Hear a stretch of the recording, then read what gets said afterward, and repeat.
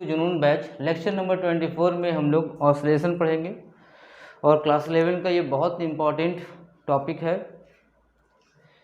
Oscillation means होता है यहाँ हम लोग पढ़ेंगे simple harmonic motion. Simple harmonic motion, इसमें हम लोग इसको पढ़ने के लिए periodic motion, oscillatory motion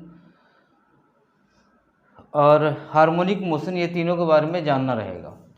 periodic motion उसको बोलते हैं जब भी कोई बॉडी अपने मोशन को एक सर्टेन इंटरवल के बाद रिपीट करेगा, जैसे अर्थ का सन के चारों तरफ घूमना।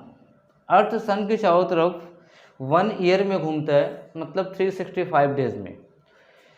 तो ऐसे मोशन को हम लोग बोलते हैं पीरियोडिक मोशन। और भी बहुत सारे एग्जांपल्स हैं। ऑसिलेटरी मोशन का मतलब होता है कोई बॉडी टू एंड फ्रो या अप एंड डाउन मोशन करे, उसको बोलते हैं हम लोग ऑसिलेटरी मोशन। जैसे पेंडुलम कैसे मूव करता है, ऐसे टू एंड फ्रो। और स्प्रिंग कैसे मूव करता है, स्प्रिंग ऐसे मूव करता है अप एंड डाउन। तो ये दोनों ऑसिलेटरी मोशन है। फिर आता है हार्मोनिक मोशन बोलते हैं जो साइन या कोसाइन के कर्व को फॉलो करता है। हार्मोनिक मोशन आया मैथ का हार्मोनिक फंक्शन से। हार्मोनिक फंक्शन का मतलब होता है साइन या कोसाइन का फंक्शन। साइन या कोसाइन का फंक्शन, इसको बोलते हैं हम लोग हार्मोनिक फंक्शन। ठीक है। इसके बाद हम लोग पढ़ते हैं सिंपल हार्मोनिक मोशन किसको बोलते हैं। अगर एक पार्टिकल या बॉडी का मोशन सिंपल हार्मोनिक है तो इसमें ये 3 क्राइटेरिया को मानेगा। सिंपल हार्मोनिक मोशन में कोई बॉडी है तो वो उसका पीरियोडिक मोशन होगा, उसके साथ ऑसिलेटरी भी होगा और उसके साथ ये हार्मोनिक भी होगा, तब सिंपल हार्मोनिक मोशन हो जाएगा। यानी पीरियोडिक मोशन, ऑसिलेटरी मतलब to and fro, up and down या बैक एंड फोर्थ बोल सकते हैं। और पीरियोडिक मोशन का मतलब ये हुआ कि जैसे एक हम लोग पेंडुलम लेते हैं, टू एंड फ्रो मोशन कर रहा है, तो इसको यहाँ से ए से बी और बी से वापस ए पर आने में सपोज कीजिए 2 सेकेंड लगा, 2 सेकेंड टाइम लगा। तो बार बार ए से बी और बी से ए आने में 2 सेकेंड ही टाइम लगेगा, तो इसको बोलते हैं पीरियोडिक मोशन। तो एक अगर एसएचएम में है तो पीरियोडिक भी होना चाहिए, ऑसिलेटरी भी होना चाहिए और हार्मोनिक भी होना चाहिए। हार्मोनिक मतलब इसके मोशन को हम लोग साइन या कोसाइन कर्व से दिखा सकते हैं। इसका 2 नेसेसरी कंडीशन है कि एक्सेलरेशन हमेशा डिस्प्लेसमेंट का उल्टा होगा, माइनस साइन ये बता रहा है। जैसे एक ये पेंडुलम अगर पॉइंट सी से बी की तरफ जा रहा है तो इसका डिस्प्लेसमेंट का डायरेक्शन, एक्स का मतलब होता है डिस्प्लेसमेंट का डायरेक्शन राइट की तरफ है, लेकिन इसका जो एक्सेलरेशन है, मोशन हमेशा towards fixed position, mean position बोलते हैं, इसको फिक्स्ड पॉइंट बोलते हैं। पॉइंट सी को फिक्स्ड पॉइंट बोलते हैं या इसको बोलते हैं मीन पोजीशन। मोशन का डायरेक्शन मतलब एक्सेलरेशन का डायरेक्शन हमेशा पॉइंट सी की तरफ होगा और डिस्प्लेसमेंट बी की तरफ होगा। तो दोनों वेक्टर क्वांटिटी एक दूसरे का उल्टा है, इसलिए बीच में माइनस साइन आया। तो अगर एक्सेलरेशन डिस्प्लेसमेंट का उल्टा है तो ये फोर्स भी डिस्प्लेसमेंट का उल्टा होगा। तो ये 2 कंडीशन कोई भी अगर पार्टिकल का मोशन फॉलो करता है तो इसको बोलते हैं हम लोग सिंपल हार्मोनिक मोशन। ये आगे चल के बहुत इंपॉर्टेंट कंडीशन होगा, क्योंकि बाद में हम लोग जो न्यूमेरिकल्स बनाएंगे वो इसके बेसिस पे बनाएंगे। ठीक है। अब हम लोग इक्वेशन ऑफ एसएचएम करते हैं। इक्वेशन ऑफ एसएचएम तो कैसे हम लोग इसको सॉल्व करते हैं, यहाँ पर इसको बोलते हैं हम लोग रेफरेंस एक्सिस। सपोज कीजिए कोई पार्टिकल यहाँ से चलना स्टार्ट किया और इस पॉइंट पे पहुँच गया, पॉइंट पी पे पहुँचा, तो ये हो जाएगा रेडियस ऑफ द सर्कल। इस सर्कल को बोला जाता है ऑक्सिलरी सर्कल, जो SHM को सिंपल हार्मोनिक मोशन को सर्कल में दिखाने में हेल्प करता है। अगर हम लोग सिंपल हार्मोनिक मोशन को पढ़ें, सिंपल हार्मोनिक मोशन क्या होता है, ऐसे ऐसे या ऐसे ऐसे। तो इसको अगर हम लोग एट ए टाइम हम लोग का मोशन है तो डिस्प्लेसमेंट, एक्सेलरेशन, टाइम, बहुत सारी चीज़ें कैलकुलेट करनी होगी। तो अगर हम इस फेज में इसको पढ़ें, इस तरह से पढ़ें, मोशन को ऐसा ही रहने दें, तो बहुत अच्छा हमारा हम लोग इसको स्टडी नहीं कर पाएंगे। इसीलिए इसका सिंपल हार्मोनिक मोशन को उसको सर्कल में बदला जाता है, जिसको बोलते हैं हम लोग ऑक्सिलरी सर्कल। ऑक्सिलरी का मतलब होता है हेल्पिंग। ये सर्कल के बारे में, सर्कुलर मोशन के बारे में हम लोग ऑलरेडी जानते हैं, इसीलिए इसको सॉल्व करने में इजी होता है। तो कोई भी पार्टिकल पॉइंट 1 से निकला, पॉइंट P पे पहुंचा, तो एंगल इसमें बना थीटा, y हमारा आया डिस्प्लेसमेंट, y का मतलब यहाँ पे ये वाला पोजीशन है, y आ गया डिस्प्लेसमेंट कि टाइम t में, सपोज कीजिए यहाँ से यहाँ जाने में टाइम t लगा, पॉइंट 1 से P तक जाने में टाइम t लगा, तो टाइम t तक जाने में एंगल बना थीटा और वर्टिकल डिस्प्लेसमेंट हुआ y। ये y इस y के बराबर होगा, और इसको बोलेंगे हम लोग, a को बोलेंगे, OP को बोलेंगे एम्पलीट्यूड, रेडियस को बोलेंगे यहाँ एम्पलीट्यूड। ठीक है, तो एम्पलीट्यूड हम यहाँ पर दिखाएंगे रेडियस से।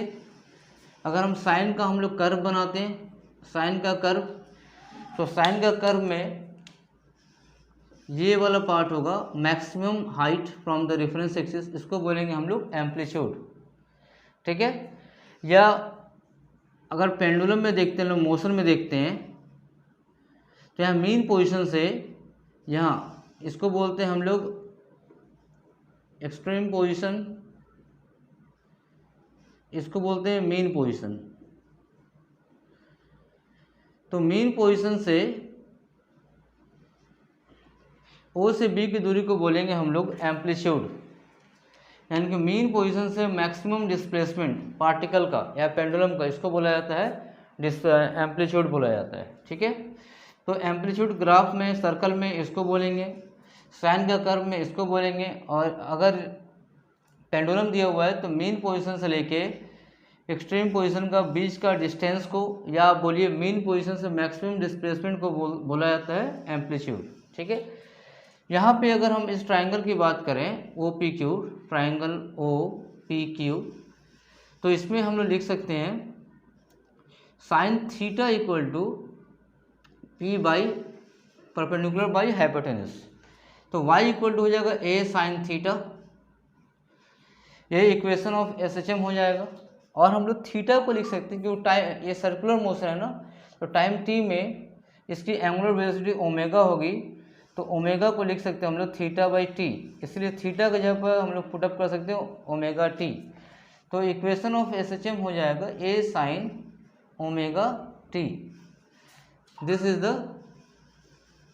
Equation of an SHM, SHM का इक्वेशन है। ठीक है,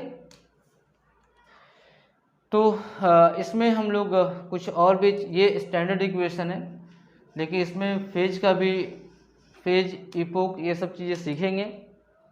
फिर हम लोग इसमें थोड़ा सा और चेंजेस लाएंगे। फेज किसको बोला जाता है वो समझिए। फेज का मतलब होता है लोकेशन या पोजीशन,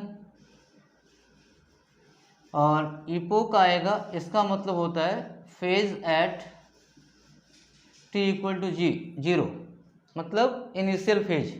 इपोक का मीनिंग होता है इनिशियल फेज।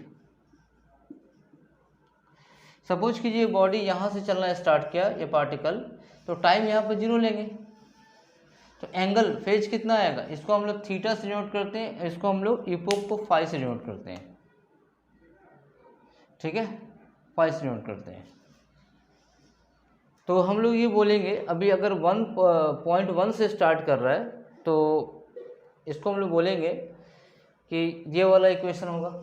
लेकिन सपोज कीजिए पॉइंट P से स्टार्ट किया तो एंगल ऑलरेडी इतना जा चुका था, ठीक है। तो हम लोग बोलेंगे इनिशियल फेज हम लोग इसमें ऐड कर देंगे, तो पहले से कुछ एंगल इसने ट्रैवल कर लिया है। तो इसी इक्वेशन को हम लोग लिख सकते हैं y equal to a sine omega T plus theta. अगर यहाँ से स्टार्ट किया, पॉइंट Q से स्टार्ट किया, यहाँ पे टाइम 0 है, तो हम लोग इसका इक्वेशन लिखेंगे y equal to a sine omega T minus theta. अगर नीचे ऐसे एंटी क्लॉकवाइज है तो माइनस, और क्लॉकवाइज है तो प्लस, ठीक है। फिर इक्वेशन ऑफ SHM ऐसे आएगा। अगर हम लोग पॉइंट नंबर वन से शुरू करें, पॉइंट नंबर 1 से शुरू करें या पॉइंट नंबर 1 से नीचे या ऊपर शुरू करें तो इक्वेशन ये होगा। अगर हम लोग इसी को पॉइंट नंबर 2 से शुरू करें, पॉइंट नंबर 1 मतलब ये हो गया आपका मेन पोजीशन। पॉइंट नंबर 1 मतलब मेन पोजीशन से शुरू करें तो इक्वेशन साइन में आएगा। पॉइंट 2 मतलब हो गया कि एक्सट्रीम पोजीशन। अगर एक्सट्रीम पोजीशन से यहाँ से स्टार्ट करें, अगर यहाँ से स्टार्ट करें या इसके आसपास, तो इक्वेशन ये y का ही आ जाएगा, a साइन a कॉस में आ जाएगा, a cos omega T plus theta. इसका प्रोजेक्शन आएगा यहाँ x आ जाएगा x, और यहाँ पे आ जाएगा a cos omega T minus theta. तो बहुत सिंपल याद रखना, उतना कॉम्प्लिकेशन में नहीं जाना है। अगर कोई क्वेश्चन दिया हुआ है, सपोज कि जो पेंडुलम है, अगर पेंडुलम को यहाँ से हम लोग t इक्वल टू 0 यहाँ से देखते हैं, यहाँ से स्टार्ट करते हैं तो साइन में लिखिए। अगर यहाँ से स्टार्ट करते हैं, ये पोजीशन नंबर 1 या पोजीशन नंबर 2 है, यहाँ से स्टार्ट करते हैं तो कॉस में लिखिए, ठीक है। अब हम लोग इसका डिफरेंशियल फॉर्म देखेंगे। हमने मैथमेटिकल इक्वेशन पाया y equal to a sine omega T. अब इसका हम लोग डिफरेंशियल इक्वेशन फाइंड करते हैं। Differential equation of SHM। तो इसको एक बार हम लोग डिफरेंशिएट करते हैं डी बाई डी टी के रिस्पेक्ट में। तो एम्पलीट्यूड साइन का डिफरेंशिएट होगा कॉस थीटा, और ओमेगा टी का डिफरेंशिएट होगा ओमेगा। एक बार और डिफरेंशिएट करते हैं, एक्सेलरेशन का टर्म में रखते हैं हम लोग, d square Y D T square. A omega constant है, कॉस ओमेगा टी का डिफरेंशिएट होगा sine omega T minus sine omega t into omega t का डिफरेंशिएशन होगा ओमेगा ओनली। तो D square Y D T square equal to मिला minus a omega square sine omega T. अब हम लोग a sine omega t को replace कर सकते हैं y से। देखिए y से, तो ओमेगा स्क्वायर वाई, तो D square Y D T square plus omega square Y equal to 0। This is the differential equation of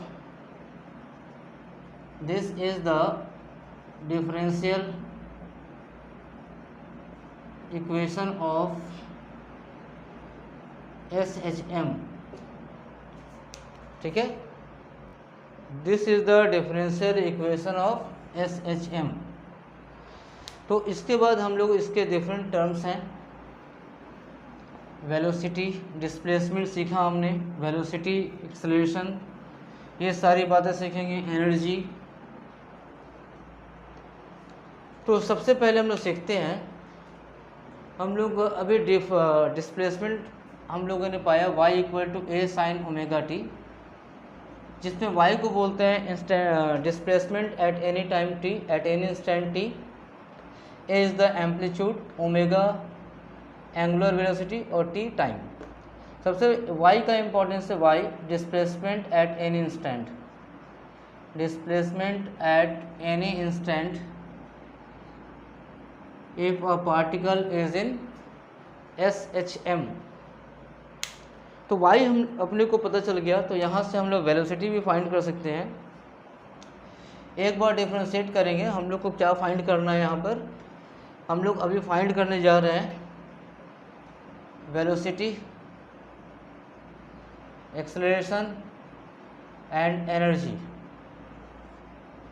तो एक नंबर हम लोग सॉल्व करेंगे वेलोसिटी को। तो y हमें दी गई है, y equal to a sin omega t। इसको अगर हम लोग डिफ्रेंशिएट करते हैं dy dt, तो क्या मिलेगा, a omega cos omega t। अभी हमने डिफ्रेंशिएट किया, ठीक है। तो इसको बोलेंगे हम लोग वेलोसिटी। हम लोग जानते हैं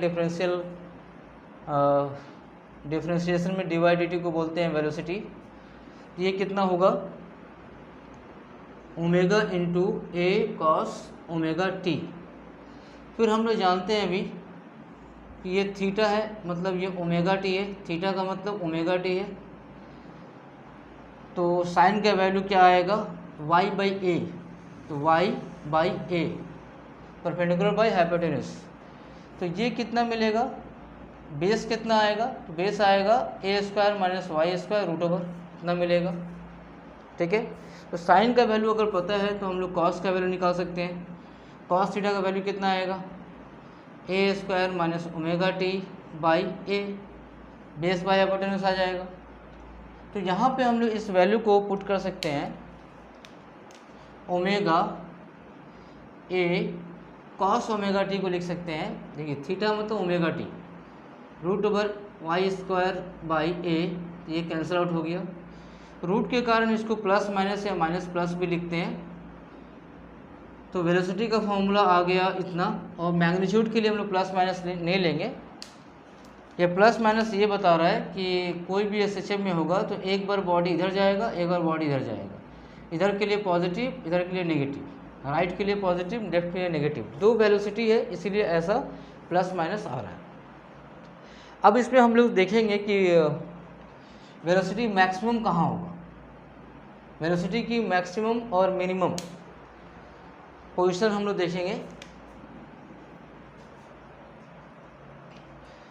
तो वेलोसिटी मिनिमम कम से कम कहाँ होगी, तो वेलोसिटी मिनिमम होगी एट y इक्वल टू ए।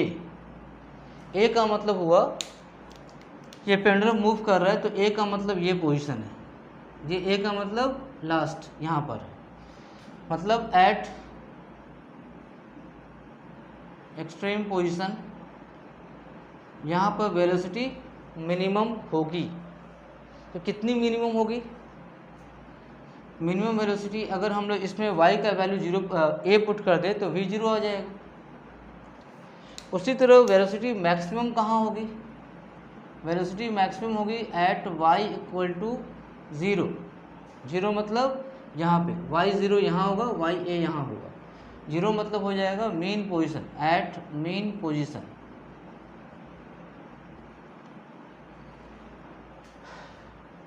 तो v मैक्सिमम कितनी होगी, अगर हम y को 0 कर दे तो ओमेगा ए प्लस माइनस सिर्फ मैग्नीट्यूड लेते हैं यहाँ पे, तो ओमेगा ए मैक्सिमम वेलोसिटी हो जाएगी। तो इसको आप याद रखिए, ये बहुत काम का फंक्शन है। और एक चीज़ हम लोग क्या कर सकते हैं, वेलोसिटी, एक्सेलरेशन और वेलोसिटी, डिस्प्लेसमेंट, वेलोसिटी, एक्सेलरेशन, इस सब का डायग्राम भी हम लोग बना सकते हैं। तो मैं डायग्राम आपको बताते चलता हूँ।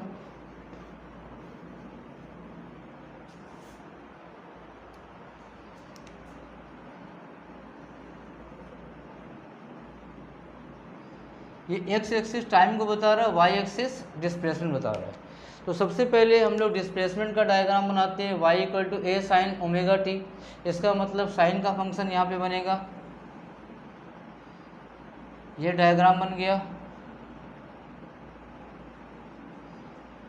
वेलोसिटी का डायग्राम और एक्सेलरेशन का डायग्राम सब मैं एक साथ आपको यहाँ दिखाऊंगा।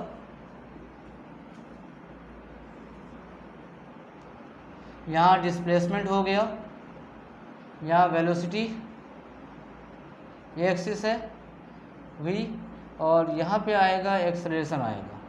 ठीक है, तो आप ग्राफ से भी जितनी बातें मैक्सिमम मिनिमम बताई वो ग्राफ से भी देख सकते हैं। जैसे ग्राफ में ये पोजीशन मीन है और ये वाला पोजीशन मैक्स है।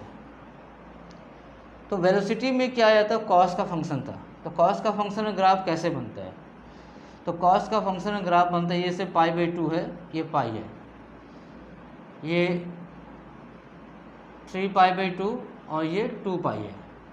तो 0 से 2π के बीच पीरियोडिक फंक्शन है। तो साइन का पीरियड कितना होता है, साइन या कॉस दोनों का पीरियड होता है 2π। साइन या कॉस के लिए टाइम पीरियड होता है 2π। तो 2π में एक कंप्लीट 2π के बाद देखिए ये रोटेशन आए, फिर से ये मूव करेगा, फिर से ये रिपीट करेगा अपने आप अपना मोशन को। तो यहाँ पे ये π/2 है। तो कॉस का ग्राफ हम लोग बनाते हैं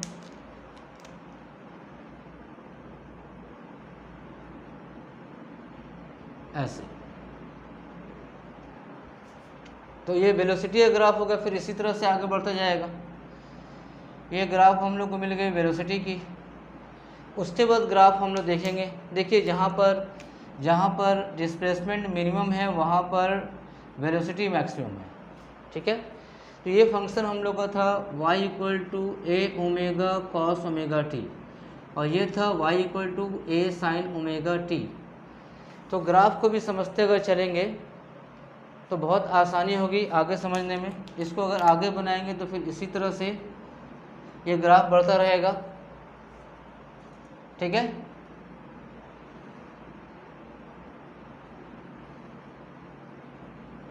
हाँ, सब में एम्पलीट्यूड ये सेम रहेगा। फिर हम लोग फाइंड करते हैं एक्सेलरेशन को। वेलोसिटी हमारी आई थी a omega cos omega t। अब यहाँ से हम लोग एक्सेलरेशन फाइंड कर सकते हैं। एक बार और डिफ्रेंशिएट कर दें तो एक्सेलरेशन फाइंड हो जाएगी। तो अब डिफ्रेंशिएट करने से मिलेगा sin omega t into omega. तो देखिए इसको बोलेंगे हम लोग acceleration minus a omega square sine omega t। तो एक्सेलरेशन जो आया वो साइन का फंक्शन में आया लेकिन नेगेटिव है। तो नेगेटिव साइन का फंक्शन अगर आ गया तो इसको हम लोग इसका डायग्राम कैसे बनाएंगे, तो इसका डायग्राम ठीक इसका उल्टा होगा, यहाँ से नीचे की तरफ ले जाएगा इस तरह। तो ये डायग्राम बन गया minus a omega square sine omega t, इसका मतलब साइन का नेगेटिव। तो एक्सेलरेशन का डायग्राम इस तरह से बनेगा। ठीक है, तो यहाँ पे इसको हम लोग लिख सकते हैं। इसके बाद साइन ओमेगा टी को y से रिप्लेस करें तो माइनस ओमेगा स्क्वायर y, ये एक्सेलरेशन का आएगा। अब यहाँ पर देखिए एक्सेलरेशन का तो बहुत काम आगे होने वाला है। यहाँ से देखिए SHM में प्रूफ भी हो जाएगा, a प्रोपोर्शनल टू डिस्प्लेसमेंट, ये कांस्टेंट है और माइनस साइन भी है। तो SHM में ये भी प्रूफ हो जाएगा। लेकिन यहाँ पे हम लोग को अभी समझना है कि a मैक्सिमम कितना होगा और कहाँ होगा, a मिनिमम कितना होगा और कहाँ होगा। a मैक्सिमम होगा जब y का वैल्यू a मैक्सिमम होगा जब y का वैल्यू a लेंगे, मतलब एट एक्सट्रीम पोजीशन, सबसे किनारे वाले पोजीशन पे। ठीक है, तो a मैक्सिमम का वैल्यू कितना आएगा, माइनस ओमेगा स्क्वायर a। ठीक है, तो जहाँ पर देखिए वेलोसिटी, जहाँ पे वेलोसिटी 0 हो रही थी, ये अगर आप पेंडुलम एक लेते हैं, इस पेंडुलम की वेलोसिटी जहाँ 0 हो रही थी, पेंडुलम की वेलोसिटी जहाँ 0, यहाँ पर 0 हो रही थी ना वेलोसिटी, तो यहाँ पे एक्सेलरेशन मैक्सिमम है, यहाँ पे वेलोसिटी मिनिमम है और एक्सेलरेशन मैक्सिमम है। फिर जहाँ पर वेलोसिटी मैक्सिमम हो गई वहाँ पर एक्सेलरेशन मिनिमम होगी। ठीक है, अब देखिए एक्सेलरेशन मैक्सिमम मिनिमम कहाँ होगा, एक्सेलरेशन मिनिमम होगा जब y के वैल्यू हम 0 लेंगे, इसका मतलब है एट मीन पोजीशन। तो ए मिनिमम कितना होगा 0। कहाँ होगा मेन पोजीशन, मतलब यहाँ होगा। यहाँ पर देखिए वी मैक्सिमम होगा और एक्सेलरेशन मिनिमम होगा। इसके बाद हम लोग देखा डिस्प्लेसमेंट, वेलोसिटी और एक्सेलरेशन। इसके बाद देखेंगे हम लोग एनर्जी के बारे में। देखिए ये क्वेश्चन पूछा गया था AIPMT 2014 में। यहाँ पर दिया हुआ एक्स दिया हुआ कॉस का फॉर्म में, मतलब इसकी वेलोसिटी, इसका मोशन स्टार्ट हुआ होगा यहाँ से एट एक्सट्रीम पोजीशन से, इसीलिए इसका ग्राफ, इसका इक्वेशन आया x = a cos omega t। ठीक है। अब पूछा जा रहा है इसमें कि a वर्सेस t का ग्राफ क्या होगा, मतलब एक्सेलरेशन वर्सेस टाइम का ग्राफ कौन सा होगा। जो हम लोगों ने अभी पढ़ा, हम लोगों ने क्या पढ़ा, y = a sin omega t लेके स्टार्ट किया, तो एक्सेलरेशन का ग्राफ आया नेगेटिव, आया नेगेटिव ऑफ साइन का ग्राफ, नेगेटिव ऑफ साइन का ग्राफ आया था। तो अभी जो हम लोगों ने पढ़ा उसके हिसाब से हमारा आंसर तो ये भी होगा, लेकिन इसमें देखिए स्टार्ट क्या हुआ है कॉस का ग्राफ से, तो कॉस का एक्सेलरेशन में कॉस का नेगेटिव ग्राफ आएगा। तो कॉस का नेगेटिव ग्राफ कौन सा होगा, देखिए आप लोग, ये सी वाला है। कॉस का फंक्शन कैसे स्टार्ट होता है, ऐसे, तो ठीक है, इसका उल्टा नेगेटिव ग्राफ ये है, इसीलिए आंसर होगा सी। अब हम लोग सिंपल हार्मोनिक मोशन में एनर्जी की बात करते हैं। तो सबसे पहले आता है kinetic energy. Simple harmonic motion में काइनेटिक एनर्जी कितनी होगी, तो इसका फॉर्मूला है 12mv²। तो यहाँ से हम लोग v जानते हैं, v का फॉर्मूला क्या है, तो v होगा ω√a² - y²। और v का दो चीज़ हम लोग पुट कर सकते हैं, एक हम मैथमेटिकल और एक साइन के कर्व में, क्योंकि डायग्राम भी बनाना हम लोग को। a omega cos omega t velocity का साइन का फॉर्म में a omega cos omega t। तो ये वैल्यू अगर पुट करेंगे हम लोग तो ω² a² - y² हो जाएगा। तो यहाँ से फॉर्मूला बनता है काइनेटिक एनर्जी का 12m ω² a² - y²। फिर हम लोग काइनेटिक एनर्जी भी मैक्सिमम और मिनिमम कर सकते हैं। काइनेटिक एनर्जी मैक्सिमम कितनी होगी, कहाँ होगी, y जब 0 होगा, मतलब at mean position. Kinetic energy maximum होगी एट मीन पोजीशन। सिंपली आप याद रखिएगा, वेलोसिटी जहाँ पर मिनिमम होगी वहाँ पे काइनेटिक एनर्जी भी मिनिमम होगी, और वेलोसिटी जहाँ मैक्सिमम होगी वहाँ पे काइनेटिक एनर्जी भी मैक्सिमम होगी। तो सेम एज इसका मिनिमम मैक्सिमम मिनिमम चलेगा, सेम एज वेलोसिटी, तो इसमें तो ये तो कांस्टेंट है, वेलोसिटी के ऊपर ही डिपेंड कर रहा है। तो काइनेटिक एनर्जी का फॉर्मूला हो जाएगा, मैक्सिमम काइनेटिक एनर्जी का फॉर्मूला हो जाएगा 12m ω² a²। ठीक है, 12m ω² a²। इससे मैंने लिखा है अभी, इसको मैं थोड़ी देर के बाद सब पढ़ाने के बाद ग्राफ बनाऊंगा पोटेंशियल का और काइनेटिक का और टोटल एनर्जी का ग्राफ बनाऊंगा, देखते हैं ग्राफ कैसा आता है। ठीक है, इसके बाद देखिए ये काइनेटिक एनर्जी का मैक्सिमम हो गया। काइनेटिक एनर्जी का मिनिमम कितना आएगा, काइनेटिक एनर्जी मिनिमम, ये जितना मैं मैक्सिमम मिनिमम लिख रहा हूँ ना, ये बड़ा इम्पॉर्टेंट है, इसको याद रखना है। इसलिए पहले लेक्चर में मैं ज़्यादातर थ्योरी पढ़ा रहा हूँ, पूरा थ्योरी एक साथ कंप्लीट हो जाएगा, उसके बाद आप इसको थ्योरी के साथ आगे अगला जो लेक्चर आएगा उसमें हम लोग न्यूमेरिकल्स ज़्यादा बनाएंगे। ठीक है, तो काइनेटिक एनर्जी मिनिमम कहाँ पर होगा, एक्सट्रीम पोजीशन पे होगा। तो y जब हम लोग 0 पुट, y के जगह पे a पुट कर देंगे तो काइनेटिक एनर्जी मिनिमम का वैल्यू हो जाएगा 0 एट एक्सट्रीम पोजीशन। तो ये हम लोग का हो गया काइनेटिक एनर्जी के बारे में। अब हम लोग नेक्स्ट आते हैं पोटेंशियल एनर्जी के बारे में।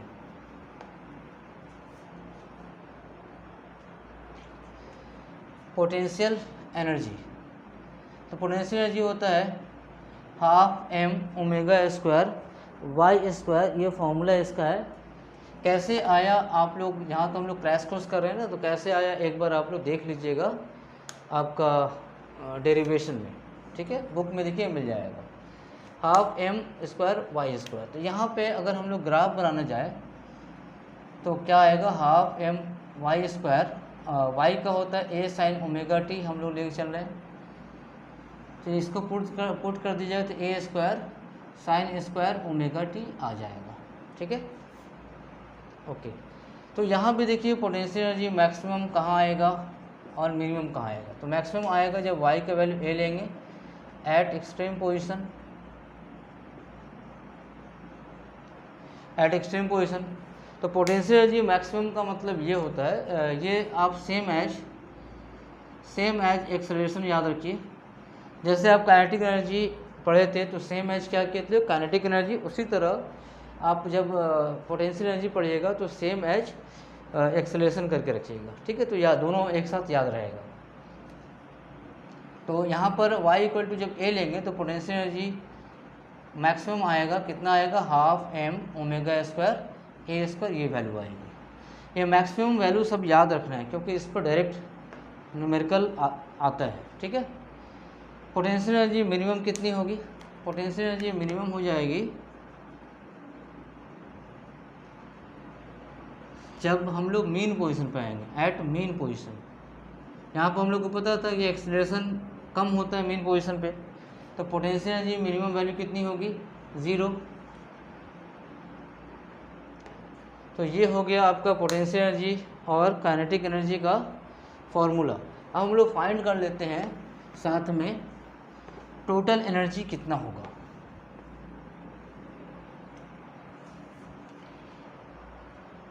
टोटल एनर्जी कितनी होगी, ठीक है, टोटल एनर्जी कितनी होगी।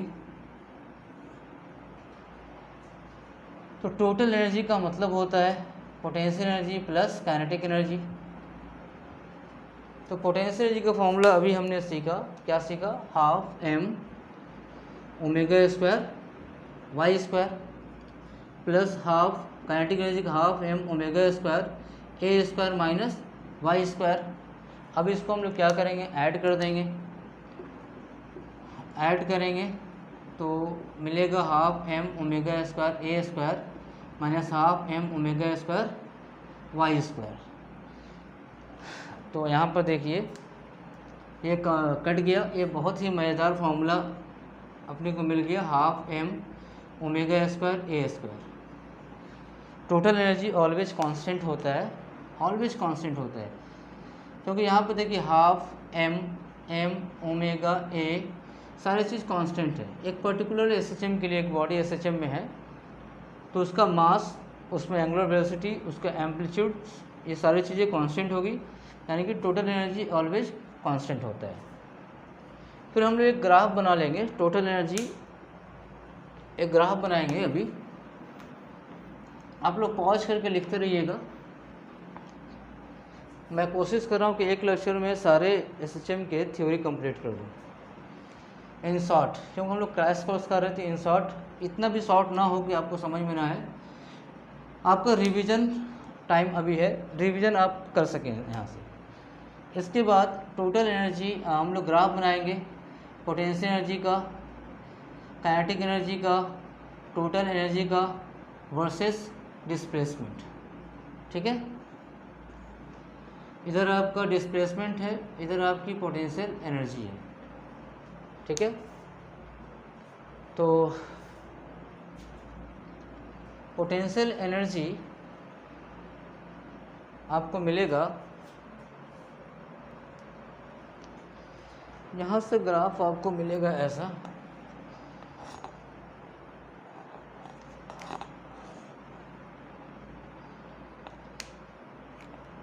एक ग्राफ ये होगा, एक ग्राफ ये होगा। कौन सा पोटेंशियल कौन सा काइनेटिक होगा, तो काइनेटिक एनर्जी मैक्सिमम कहाँ थी, एट मीन पोजीशन, क्योंकि वेलोसिटी कहाँ मैक्सिमम होगी, वेलोसिटी मैक्सिमम होगी एट मीन पोजीशन, ठीक है। इसका मतलब है कि ये है जीरो मीन पोजीशन, तो ये ग्राफ आपकी हो जाएगी काइनेटिक एनर्जी की, और मीन पोजीशन में पोटेंशियल एनर्जी भी पोटेंशियल एनर्जी जीरो था, मिनिमम था, तो ये ग्राफ हो जाएगी पोटेंशियल एनर्जी की। तो अब यहाँ पे आपका क्वेश्चन ये होगा कि ये ग्राफ ऐसे क्यों बन रहा है, पैराबोलिक क्यों बन रहा है? क्योंकि आप दोनों में देख रहे थे जैसे पोटेंशियल एनर्जी का फॉर्मूला आपने देखा half M omega square Y square, यानी कि कोई भी फंक्शन अगर ऐसा बनता है Y square proportional to X, तो इसका ग्राफ पैराबोलिक ही बनता है, ठीक। तो पोटेंशियल एनर्जी भी का स्क्वायर का फंक्शन है और काइनेटिक एनर्जी भी स्क्वायर का फंक्शन है, इसीलिए ये बना आपको ये पैराबोलिक दोनों बन रहा है, ठीक है। अब दोनों को मिलाकर टोटल एनर्जी मतलब दोनों को मिलाकर हमेशा कांस्टेंट होगा, तो दोनों को मिला के ग्राफ ये बनेगा, ये होगी टोटल एनर्जी आपकी, ये ग्राफ होगा टोटल एनर्जी का और वो कांस्टेंट होगा, उसका वैल्यू जो एक आएगा वही हमेशा आएगा। तो ये थी तीनों के बीच में ग्राफ। फिर हम लोग थोड़ा पोटेंशियल एनर्जी और काइनेटिक एनर्जी का फ्रीक्वेंसी का बात कर लेते हैं। जब भी साइन स्क्वायर का कर्व बनता है आपने देखा होगा कि काइनेटिक एनर्जी या पोटेंशियल एनर्जी बोथ इन्वॉल्व है साइन कर्व का साइन और कोसाइन का स्क्वायर का फॉर्म में, ठीक है। जैसे आपने देखा kinetic energy potential energy involve है साइन स्क्वायर का फंक्शन में, साइन थीटा का साइन स्क्वायर थीटा का, और काइनेटिक एनर्जी इन्वॉल्व है कॉस स्क्वायर थीटा का। इसका मतलब स्क्वायर का फंक्शन यहाँ पे है। तो स्क्वायर का फंक्शन का ग्राफ कैसे बनाते वो देखिए। स्क्वायर का फंक्शन का ग्राफ होगा, अगर y equal to sine square X है तो इसका ग्राफ कैसे बनेगा, या सेम एज बनेगा मॉड साइन एक्स का ग्राफ, मतलब ऑलवेज पॉजिटिव मिलेगा। साइन का ग्राफ कैसा मिलता है, देखिए साइन का ग्राफ मिलता है आपको ऐसे 0 से 2 पाई, और फिर मिलेगा 0 से 2 पाई, मतलब 4 पाई तक आएगा। तो ये हो गया साइन का graph, y equal to sine theta का ग्राफ, साइन एक्स का ग्राफ बना, ये y है ये x है। लेकिन अगर यहाँ पे आप ग्राफ बनाएंगे y equal to sine square x का, y equal to sine square x का अगर ग्राफ बनाएंगे तो ये ग्राफ में क्या होगा कि कोई भी नेगेटिव पार्ट नहीं आएगा, ठीक है, कोई भी नेगेटिव पार्ट नहीं आएगा। यहाँ पर देखिए साइन एक्स में ये नेगेटिव पार्ट है, ये नेगेटिव पार्ट है, तो इसका पॉजिटिव हो जाएगा। मॉड साइन एक्स का ग्राफ या साइन स्क्वायर एक्स का ग्राफ, आप कोई मैथ का अगर मैथ जानता होगा तो उसके लिए बहुत आसान है इसको बनाना, फिर भी आप इसको सीख लीजिए। इसका ग्राफ बनेगा, ये सिर्फ पॉजिटिव पार्ट आएगा और नेगेटिव वाला भी पॉजिटिव हो जाएगा। इसका ग्राफ ऐसे बनेगा,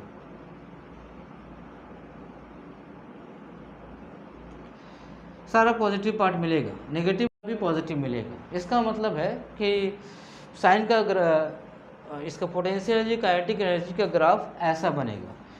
अगर हम लोग साइन के हिसाब से बनाए potential energy and kinetic energy का ग्राफ इस तरह से कुछ आएगा, वही हम लोग का भी आ रहा था।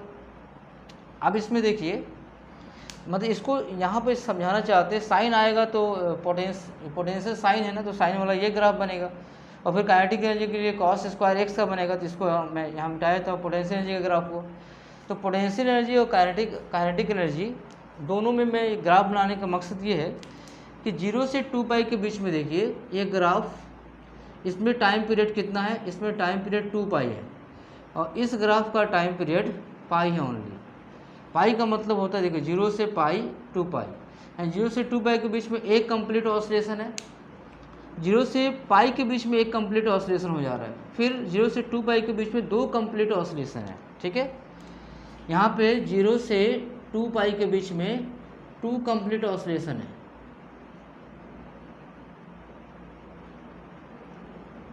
और यहाँ पर 0 से 2 पाई के बीच में 1 कंप्लीट ऑसिलेशन है।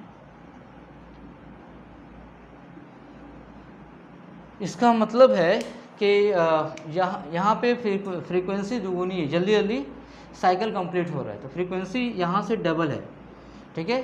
तो frequency in case of kinetic energy, अगर पोटेंशियल एनर्जी अगर हम लोग SHM का देखें डिस्प्लेसमेंट के लिए अगर हम लोग फ्रीक्वेंसी देखें, फ्रीक्वेंसी हम लोग देख रहे हैं डिस्प्लेसमेंट के लिए, तो सपोज कीजिए अगर हम लोग फ्रीक्वेंसी को ऐसे लिखते हैं तो काइनेटिक या पोटेंशियल के लिए फ्रीक्वेंसी डबल हो जाएगी, 2n हो जाएगी, और टाइम पीरियड इसका t अगर है तो इसका टाइम पीरियड हाफ हो जाएगा।